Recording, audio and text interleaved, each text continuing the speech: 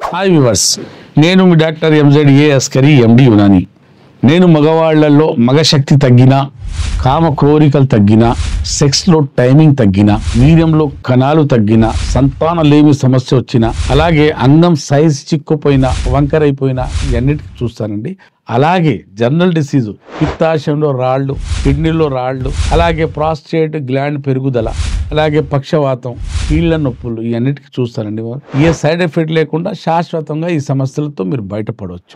అయితే ఇవాళ టాపిక్ వచ్చేసి ఎస్టిడి, సెక్జువల్ ట్రాన్స్మిటెడ్ డిసీజ్. సుఖ వ్యాధులు.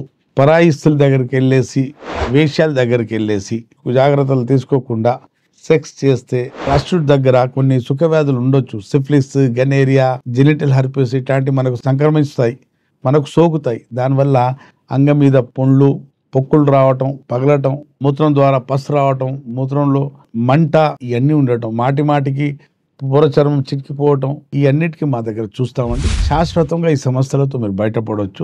మీలో ఎవరికైనా ఇట్లాంటి సమస్య ఉండి ఉంటే మీరు ఆన్లైన్ పెయిడ్ కన్సల్టేషన్ తీసుకోవచ్చు, లేదా దగ్గరలో ఉంటే మా దగ్గర కలిసి ఈ సమస్యలతో బయటపడటానికి ట్రీట్మెంట్ తీసుకోవచ్చు.